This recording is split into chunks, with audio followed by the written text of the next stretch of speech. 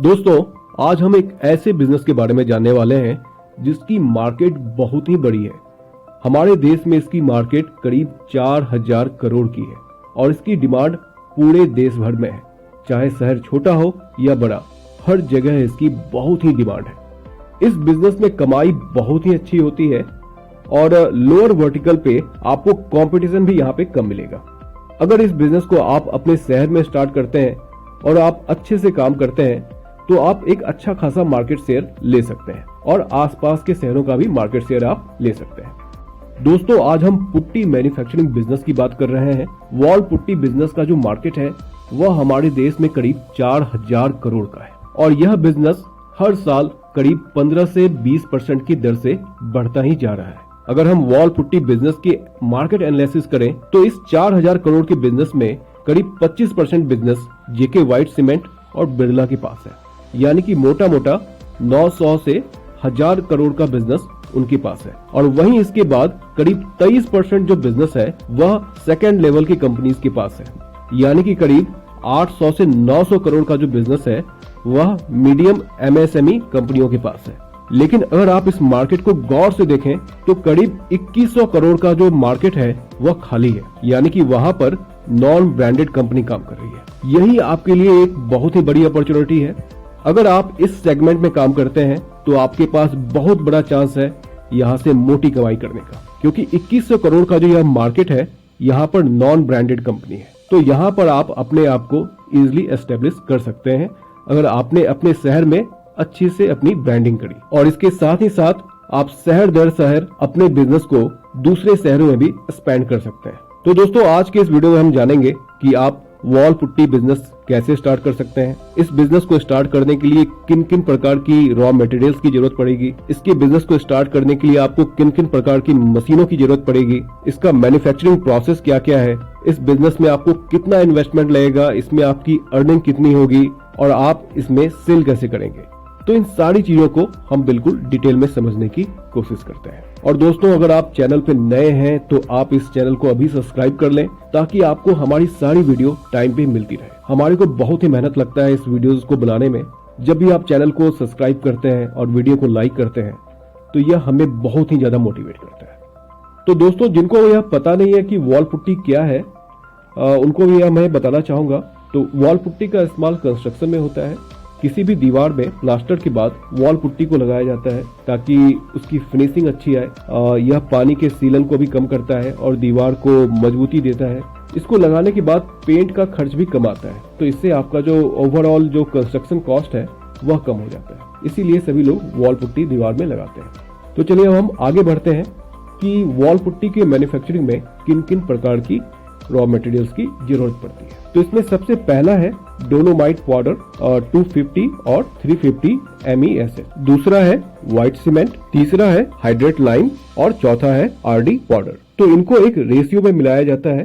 For example, अगर आप 100 kg putty बना रहे हैं तो उस 100 kg पुट्टी में 75% आपको डोलोमाइट पाउडर मिलाना होगा, इसमें आपको 15% व्हाइट सीमेंट मिलाना होगा, इसमें आपको 5% हाइड्रेट लाइम मिलाना होगा और इसमें आपको 1% RD पाउडर मिलाना होगा।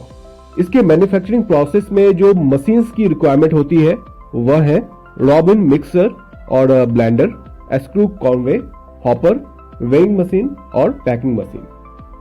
अब इसके मैन्युफैक्चरिंग प्रोसेस की बात करें तो डोलोमाइट पाउडर को, व्हाइट सीमेंट को, हाइड्रेट लाइम को और RD पाउडर को ब्लेंडर मशीन के अंदर मिलाया जाता है। अच्छे से मिक्स हो जाने के बाद उसे हॉपर की जरिए निकाला जाता है और उसे पैकिंग करके आगे बेचा जाता है। तो इसका मैन्युफैक्चरिंग प्रोसेस बहुत ही सिंपल है। इन मशीनों को परचेज करने के लिए आप इंडिया मार्ट पे जा सकते हैं, वहां पे आपको इनके सेलर्स मिल जाएंगे और इन रॉ मटेरियल्स को भी परचेज करने के लिए आपको वहां पे इसके सप्लायर्स मिल जाएंगे। जहां से यह आप रॉ मटेरियल परचेज करते हैं, जहां से आप यह मशीन परचेज करते हैं, वही लोग आपको इसकी मैन्युफैक्चरिंग की ट्रेनिंग भी देते हैं अगर आप इस बिजनेस में नए हैं। अगर हम इन्वेस्टमेंट की बात करें तो इस बिजनेस के लिए आपको कम से कम 14 से 15 लाख रुपए होने चाहिए, जो कि आपके मशीन और पूरे सेटअप में खर्च होंगे।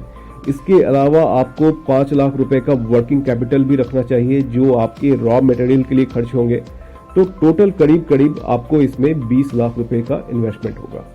इसके अलावा आप इस बिजनेस को छोटे पैमाने पे कम से कम 300 स्क्वायर फीट के एरिया में स्टार्ट कर सकते हैं। वहीं अगर आप इसको बड़े स्केल पे अगर आप इसे करना चाहते हैं तो कम से कम आपके पास 1500 स्क्वायर फीट का एरिया होना चाहिए। अगर हम इस बिजनेस में प्रॉफिट मार्जिन की बात करें तो एज ए मैन्युफैक्चरर आपकी जो प्रॉफिट मार्जिन होगी वह करीब 20 से 25% की होगी।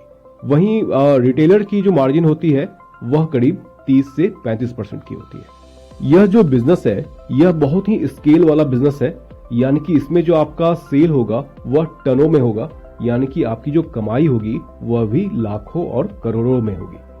आगे चल के आप अपने प्रोडक्ट को और डाइवर्सिफाई कर सकते हैं, यानी कि आप प्रीमियम प्रोडक्ट भी ला सकते हैं, मिड रेंज के प्रोडक्ट भी ला सकते हैं, ताकि आप अलग अलग मार्केट में अलग अलग कस्टमर टाइप्स को टारगेट कर सकें। आप मार्केट में जितना अच्छा सेल्स नेटवर्क बनाएंगे आपकी कमाई यहाँ पर उतनी ही ज्यादा होगी, क्योंकि यहाँ पर सेल्स नेटवर्क बहुत ही ज्यादा मैटर करता है। दुकानदारों को दिया जाने वाला जो मार्जिन होता है वह बहुत ही मैटर करता है, तो आपको इसके सेल्स के लिए इन चीजों पर ध्यान रखना होगा। अगर हम इसके सेल्स और मार्केटिंग की बात करें तो आपको सबसे पहले लोकली इसे स्टार्ट करना चाहिए, मतलब कि आप जिस शहर में हैं उस शहर में और उसके आसपास के शहरों को आपको टारगेट करना चाहिए, यानी कि वहां के सारे बिल्डर, सारे कॉन्ट्रैक्टर और सारे बिल्डिंग मटेरियल सप्लायर्स को आपको टारगेट करना है, उनको रीच करना है, उनको अपने प्रोडक्ट के बारे में बताना है, उनके पास आपको इनकी मार्केटिंग करनी है। और कम से कम आप 2 लोगों को हायर करें जो कंटिन्यूअस बेसिस पे इन सब के पास जाके मार्केटिंग करें। सबसे पहले आपको अपना एक सेल्स नेटवर्क बनाना है अपने शहर में और अपने आसपास के शहरों में।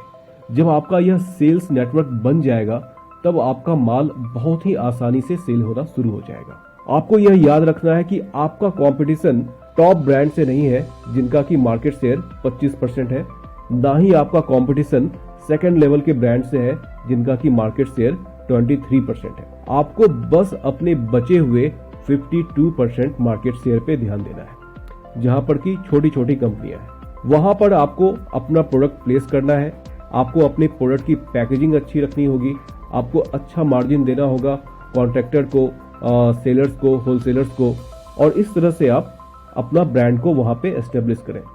एक ब्रांड को खड़ा होने में कम से कम 2 या 3 साल लग जाते हैं, तो अगर आप अच्छे से मेहनत करें तो आप लोकली अपना ब्रांड एस्टेब्लिश कर सकते हैं और धीरे धीरे आप इसको आसपास के शहरों में भी फैला सकते हैं। आई होप कि आपको यह बिजनेस समझ में आया होगा, आपको मेरी बातें समझ में आई होगी। अगर आपको कोई भी डाउट है, कोई भी क्वेश्चन है तो आप कमेंट करके मुझसे पूछें, मुझे बहुत ही ज्यादा खुशी होगी आपके सवालों का जवाब देकर। दोस्तों, नए बिजनेस आइडिया पे मेरे और भी वीडियोस हैं जिसका लिंक मैंने नीचे डिस्क्रिप्शन और ऊपर आई बटन में दे रखा है। इस वीडियो को देखने के बाद आप चाहें तो उसे भी देख सकते हैं। अगर आपको ये वीडियो अच्छी लगी तो वीडियो को लाइक जरूर करें और चैनल को सब्सक्राइब भी करें, ताकि आपको हमारी सारी वीडियो टाइम पे मिलती रहे। मिलते हैं फिर अपने अगले वीडियो में, तब तक के लिए बाय बाय।